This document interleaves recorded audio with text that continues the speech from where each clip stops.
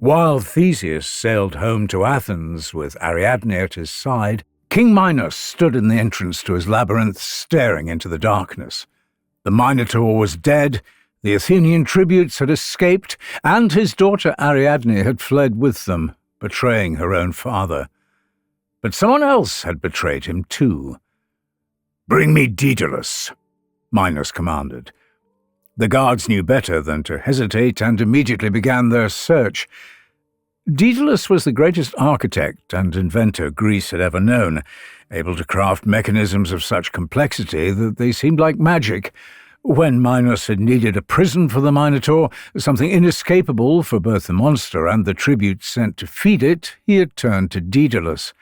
The master craftsman had designed the labyrinth beneath the palace, a maze of twisting passages and false paths that stretched for miles in every direction. It was his masterpiece, a structure so ingenious that anyone who entered would be lost within minutes.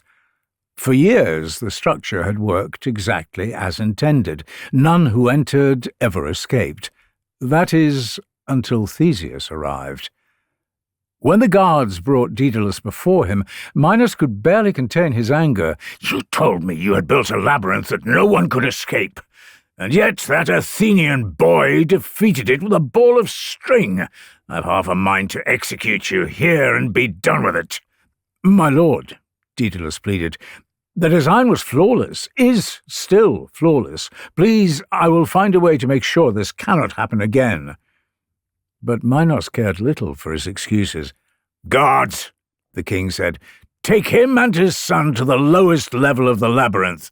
Let the master craftsman see if he can escape his own creation." They seized the inventor's son from his workshop and dragged them both into the darkness below. "Do not worry, Icarus," Daedalus reassured his son as they walked. "I will find a way to get us out of here. Just you wait." Icarus nodded. A boy of 14, he had spent his entire life marvelling at his father's creations and had complete faith that he would somehow get them both out of this. The guards led them deeper and deeper, going further than the tributes had ever gone, past the chamber where the Minotaur had died, and into passages that twisted back on themselves like coiled serpents. Finally, they cut the rope they'd been using to mark their path and left father and son alone in the darkness. For days, Daedalus tried everything. He knew the principles of his design, understood how the passages should connect, but his design was too good, the labyrinth too vast and complex for even its creator to escape.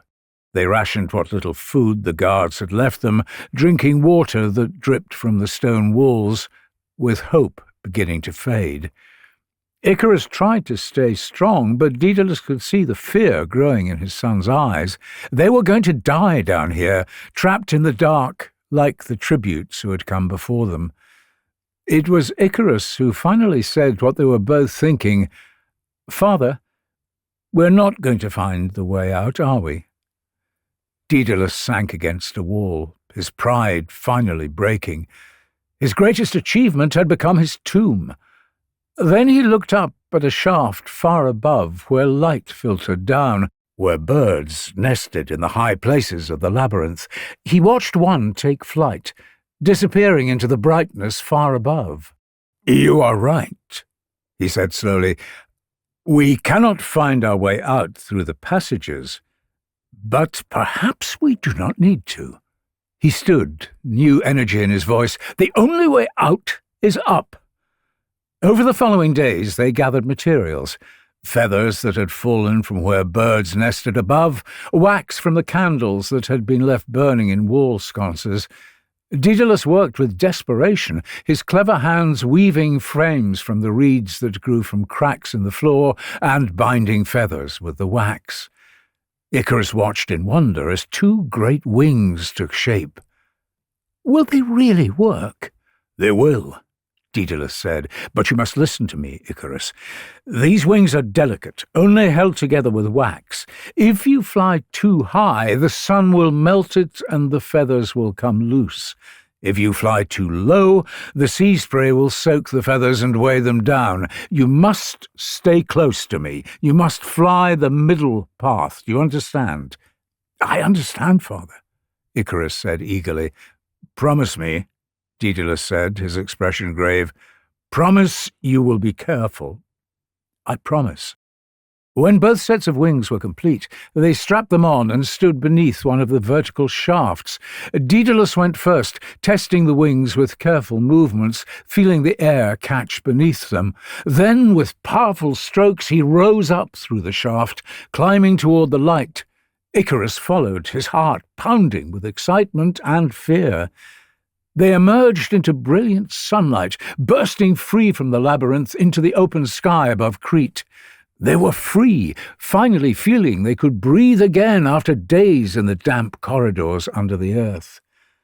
Daedalus turned toward the open sea, and Icarus followed. Side by side they flew, father and son, leaving the island of Crete behind, the Mediterranean stretching out in endless blue beneath them. Icarus had never felt anything like it.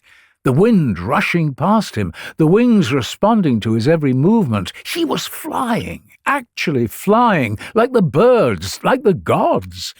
The fear and despair of the labyrinth now seemed like a distant dream. "Stay close!" Daedalus called over the wind, but Icarus barely heard him. He was climbing higher, testing the wings, seeing how fast he could rise. The higher he went, the lighter he felt. The sun was warm on his face, welcoming him upward. "Icarus!" came a cry from far below. "Not so high!" But his father's voice was faint now. The boy laughed with pure joy, climbing toward the sun, feeling invincible, like he could touch the sky itself. That's when he felt something warm dripping onto his arms. He looked down and saw wax melting in the sun's heat. Feathers were starting to come loose and drift away in the wind. "Father!" he called out, his voice suddenly small. More feathers fell away, then more. The wings were collapsing, the wax that held them together now running like water. Icarus beat them frantically, but they no longer caught the air. "Father!" he cried out, but there was no answer. The wings tore apart completely, and Icarus plummeted toward the sea below, his scream lost in the rushing wind. Daedalus turned just in time to see his son hit the water, the splash white against the blue, and then nothing. The master craftsman descended slowly, circling the spot where his son had fallen. He landed on a nearby island and searched the shores, sobbing when he finally found Icarus's body washed up on the rocks. He buried him there on that desolate shore, and the island would ever after be called Icaria, in memory of the boy who had flown too close to the sun. Daedalus would live for many more years, his genius still sought after by kings and heroes, but he never built anything as ambitious as the labyrinth again. The joy had gone from his work. Every mechanism he created, every design he perfected, was a reminder of what his cleverness had cost him. I've been David Rintoul for Deep Dive History. Thank you for watching, and see you next time. Goodbye.